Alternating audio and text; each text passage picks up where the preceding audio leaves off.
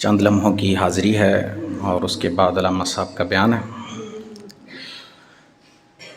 میں چند واقعات عرض کروں گا سیدنا صدیق اکبر کی محبت کے سرکار کے ساتھ، کہ آپ کیسی محبت فرماتے تھے سرکار کے ساتھ۔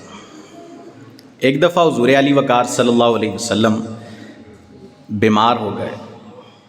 سیدنا صدیق اکبر عیادت کے لیے گئے اور اپنے محبوب کو بیماری میں دیکھا تو بہت پریشان ہوئے۔ گھر پہنچے تو خود بھی بیمار پڑ گئے، بستر پر لیٹ گئے۔ اب سرکار علی وقار شفا یاب ہوئے، پھر حضور آئے اپنے محب کا پتہ لینے کے لیے، اپنے محب کی عیادت کے لیے اب حضور تشریف لائے۔ صدیق اکبر نے اپنے محبوب کو دیکھا تو فوراً شفا یاب ہو گئے، اور شعر پڑھے عربی کے جن کا ترجمہ یہ ہے کہ میں اپنے محبوب کی عیادت کے لیے گیا تھا، ان کو بیماری میں دیکھا تو خود بھی بیمار ہو گیا، اور اب ان کے چہرے کی زیارت کر لی ہے تو ان کے چہرے کی زیارت ہی میرے لیے شفا کا سبب بن گئی۔ آپ کے چہرے کی زیارت ہی میرے لیے شفا ہے، میرے لیے میرے مرض کی دوا ہے، اور کسی دوائی کی حاجت نہیں ہے، بس حضور کے چہرے کو دیکھ لینا میرے لیے دوائی ہے۔ پھر سرکار علی وقار صلی اللہ تعالی علیہ وسلم کی محبت کے ساتھ ساتھ آپ کی اتباع کا جذبہ کیسا ہے۔ سیدنا صدیق اکبر کیسی پیروی کرتے ہیں میرے آقا کی۔ وہ وقت کے جب بڑے بڑے صحابہ کے پاؤں ڈگمگا جاتے ہیں، سیدنا عمر جیسے صحابہ سخت مزاج، لیکن آپ کے پاؤں بھی ڈگمگا گئے جب سرکار علی وقار صلی اللہ علیہ وسلم کا وصال ظاہری ہوا۔ حضور نے اپنے وصال سے پہلے ایک لشکر روانہ کیا جنگ کے لیے، جس کا امیر اسامہ بن زید کو مقرر کیا۔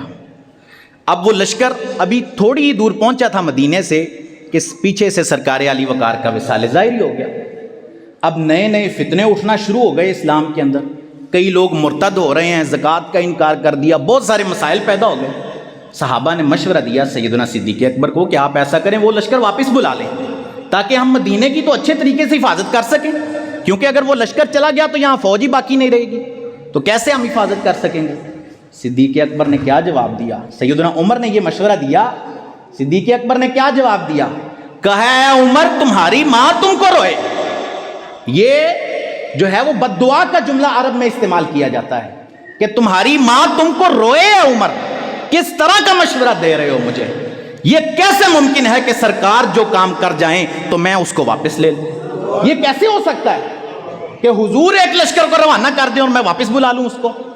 پھر صحابہ نے کہا کہ اگر آپ لشکر واپس نہیں بلانا چاہتے تو ایسا کریں کہ مدینے کے جو بڑے لوگ ہیں ان کا یہ کہنا ہے کہ اسامہ بن زید ابھی جوان ہے، ان کی جگہ کسی بزرگ کو کمانڈر بنا دیں، ان کی جگہ جو ہے کوئی بزرگ ہستی لگا دیں جو ہے وہ لشکر کی کمان سنبھال لے۔ آپ نے اس پر بھی یہی جواب ارشاد فرمایا کہ یہ کیسے ممکن ہے کہ حضور جس کو سربراہی عطا کر دیں تو میں اس کو پیچھے ہٹا دوں؟ یہ ہو ہی نہیں سکتا۔ پھر زکوٰۃ کے منکروں کا جواب آپ نے کیسے دیا؟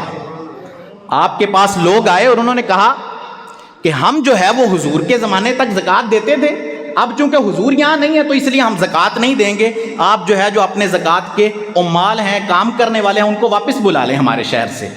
اس پر آپ نے جواب دیا، آپ کو صحابہ نے مشورہ بھی دیا کہ ابھی یہ لوگ جو ہیں اسلام میں نئے نئے فتنے اٹھ رہے ہیں، تو تھوڑی نرمی فرمائیے، تھوڑا نرمی اختیار کیجئے، ان کے ساتھ ان کی بات مان لیتے ہیں۔ ابھی جو کہہ رہے ہیں کہ زکوٰۃ نہیں دیں گے، باقی تو کام کر رہے ہیں نا، حضور کا کلمہ پڑھا ہوا ہے، نمازیں پڑھ رہے ہیں، سارا کچھ کر رہے ہیں، صرف زکوٰۃ کا انکار کر رہے ہیں، تو آپ ایسا کریں کہ ان کی بات مان لیں۔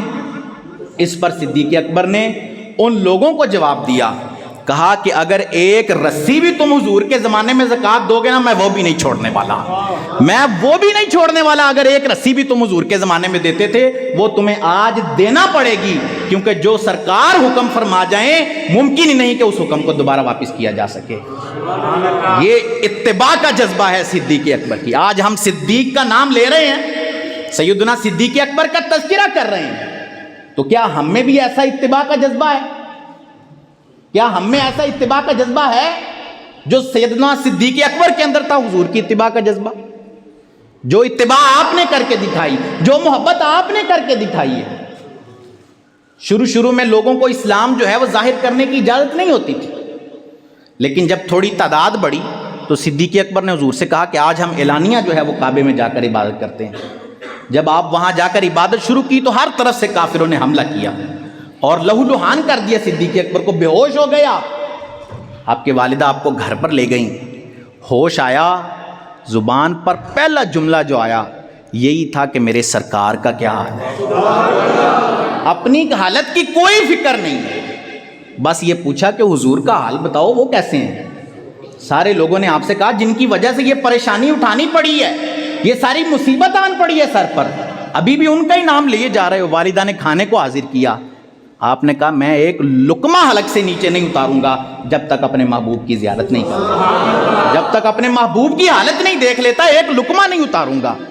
پھر دار ارقم میں سرکار موجود ہیں، حضور کے پاس لایا گیا سیدنا صدیق اکبر کو، دونوں محب و محبوب ایک دوسرے کو دیکھا اور گلے سے لپٹ گئے اور رونا شروع کر دیا دونوں نے۔ یہ محبت ہے صدیق اکبر کی سرکار کے ساتھ، اور پھر یہی محبت حضور بھی صدیق اکبر کے ساتھ کرتے ہیں۔ اور پھر علامہ صاحب کہہ رہے تھے کہ اگر ہماری نہیں ماننی، قرآن تمہیں راس نہیں آتا، حدیث راس نہیں آتی، اجماع امت راس نہیں آتا تمہیں، او علی کی مان لو، جن کے نام لیوا ہو تم، کہتے ہو کہ علی کو ماننے والے ہیں انہی کی مان لو۔ وہ کیا کہتے ہیں، وہ کیا بیان کرتے ہیں؟ وہ کہتے ہیں کہ جو مجھے عمر اور صدیق سے افضل بتائے میں اس کو کوڑے لگواؤں گا، جو یہ کہے کہ علی افضل ہیں عمر اور صدیق سے میں اس کو کوڑوں کی سزا دوں گا، میں اس کو کوڑے لگواؤں گا۔ محمد بن حنفیہ سیدنا علی رضی اللہ تعالیٰ عنہ کے بیٹے آپ سے روایت کرتے ہیں، پوچھا اپنے والد سے پوچھتے ہیں حضرت علی سے کہ سرکار کے زمانے میں آپ اپنے میں کس کو افضل سمجھتے تھے؟ مولا علی نے کہا ہم سب سے افضل ابو بکر صدیق کو سمجھتے تھے۔ پھر انہوں نے کہا پھر پوچھا اور اس کے بعد کون؟ پھر کہا ہم عمر فاروق کو افضل سمجھتے تھے۔ اس کے بعد کہا پھر، اب محمد بن حنفیہ کو خطرہ تھا کہ شاید کسی اور کا نام لے لیں، تو ساتھ ہی بول دیا کہ ان دونوں کے بعد پھر آپ کا مرتبہ آتا ہے۔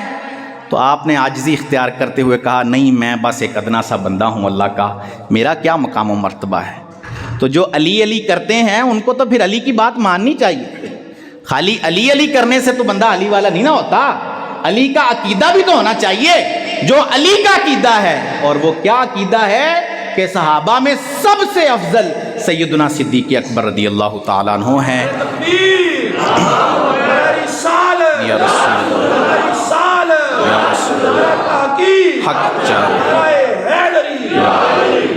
افضلیت کے حوالے سے بس ایک روایت پیش کر کے اس کے بعد میں حاضری مکمل ہے۔